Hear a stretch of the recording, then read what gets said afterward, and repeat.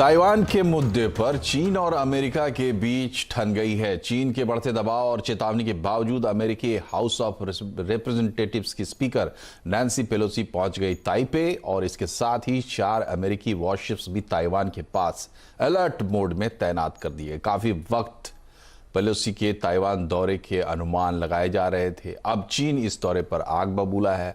Showmen में चीन ने टैंकों की तैनाती कर दी है। चीन ने अमेरिका को बदले की कार्रवाई के लिए तैयार रहने को भी कहा है।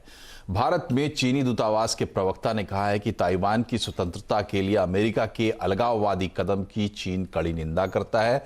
चीन इसे बाहरी लोगों की दखलंदाजी भी मानता है। बाकी डिटेल समझते हैं। हमारे वरिष्ठ सहयोगी नीरज वाजपेयी हमसे जुड़ गए हैं। नीरज जी, एक दौरा हुआ है, किसी एक देश में हुआ है, कहां हुआ है, ये पूरा मामला जरा समझाइए। चीन क्यों है आग बबूला? चीन ताइवान को एक देश नहीं मानता जी। चीन कहता है वो हमारा हिस्सा है। एक असली लड़ाई की जड़ ये है।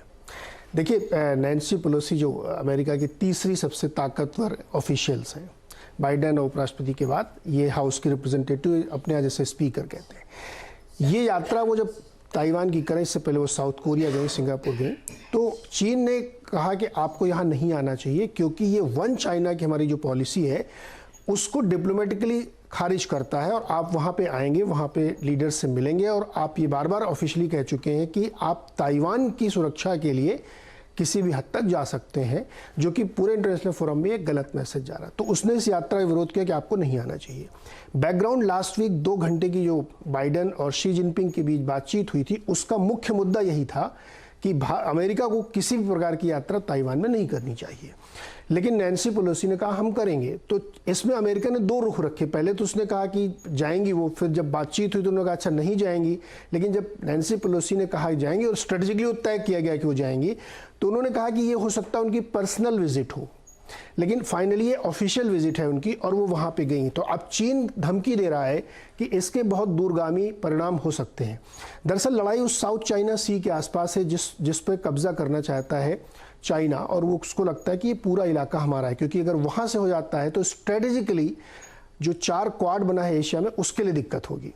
तो अमेरिका ये चाहता है कि ताइवान की सुरक्षा, ताइवान एक इंडिपेंडेंट कंट्री के तौर पर रहेगा, तभी हम साउथ चाइना सी को अपने कब्जे में रख पाएंगे। तो ये झगड़ा हुआ। अब दोनों तरफ से जिस तरीके की तल्खी के साथ बातें हो रही हैं, एक कह रहा आग से खेलोगे तो जल जाओगे, दूसरा कह रहा है कि हम किसी भी कीमत पे उसकी रक्षा करेंगे। आपको बताओ, अभी थोड़ी देर पहले जर्मनी की तरफ से स्टेटमेंट आया है कि अगर ताइवान के खिलाफ कोई भी कार्रवाई की गई तो हम उसको सैन्य सुरक्षा देंगे।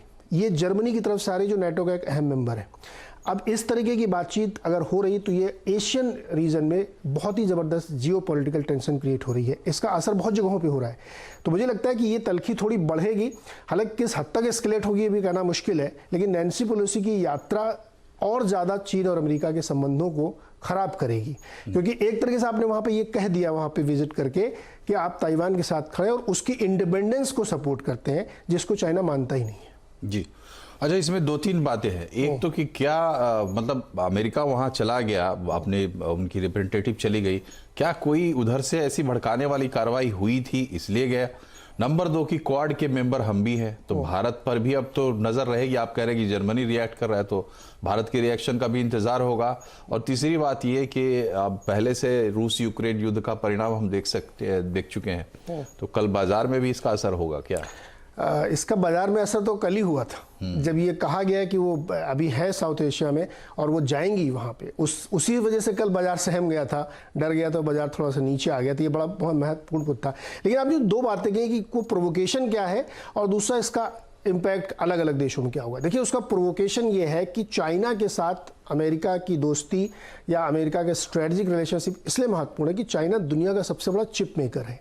TSMC नाम की कंपनी है, ताइवान सेमीकंडक्टर कंपनी, वो दुनिया की सबसे बड़ी कंपनी है और चाइना उस पर अपना कंट्रोल चाहता है, जिससे कि पूरे वर्ल्ड की मार्केट को कंट्रोल कर सके। लेकिन अमेरिका नहीं चाहता, इसलिए वो अमेरिका उसको लगातार सपोर्ट कर रहा है। और अभी उनके यहाँ एक $42 बिलियन का एक पैकेज भी पास हुआ जिसमें वो चिप मेकर्स को सब्सिडी देंगे। तो ये वो अपने संबंधों को बढ़ाना चाहते हैं स्ट्रेटेजिक तौर पर, इसीलिए वहाँ पर गए हैं। दूसरा, आपको याद होगा कि ताइवान लगातार ये अमेरिका से कहता रहा कि हमें खतरा है चीन की तरफ से, आप हमारे लिए मदद करें। तो इसलिए अमेरिका अपने हित प्लस एरिया के हित को देखते हुए वहाँ पे खड़ा है। प्रोवोकेशन ये है। असर कहाँ पड़ेगा? जो जो एशियन क्वाड है उसमें ऑस्ट्रेलिया, जापान, इंडिया और अमेरिका है। अब इसमें ऑस्ट्रेलिया और चीन की खुली जंग है। आपने देखा होगा कि उनके बीच में पड़ते नहीं, कोल तक इंपोर्ट बंद हो गया था। जापान तो रोज एक बयान चीन के अगेंस्ट में देता ही रहता है क्योंकि वो साउथ चाइना सी के बिल्कुल बॉर्डर पे है। अमेरिका आपके सामने है। भारत के लिए एक बड़ी स्थिति कि आप क्या पोजीशन लेंगे। तो जो भारतीय चीन में भारत के राजदूत जिन्होंने ट्विटर पे लिखा है, भारत न्यूट्रल रहना चाहता है क्योंकि ये इसमें कोई ऐसा एस्केलेशन नहीं कि उसको स्टेटमेंट अभी देना हो। तो इसलिए मुझे लगता है कि भारत इसमें न्यूट्रल पोजीशन अभी रखेगा जब तक कि कोई बहुत बड़ा एस्केलेशन ना हो जिस पे उसको कम से कम स्टेटमेंट के तौर पर रिएक्ट करना पड़े। जर्मनी क्यों रिएक्ट कर रहा है? क्योंकि वो तो नाटो का एकदम एक्टिव मेंबर है, तो उसका तो बयान बनता है। अभी हो सकता है फ्रांस का भी बयान है इसमें कि नहीं, आप ताइवान को इस तरह से नहीं कर सकते हैं। तो एशियन क्षेत्र के लिए मुझे लगता है काफ़ी दिक्कत वाली बात हो सकती है अगर ये एस्केलेट होता है। और हमें भूलना नहीं चाहिए कि यूक्रेन और रशिया का मामला ऐसे ही धीरे धीरे सुलग रहा था। चलिए, बहुत बहुत शुक्रिया आपका नीरज जी। तो एक बात तो तय है कि कम से कम आपको नजर रखनी पड़ेगी अब ताइवान पर भी।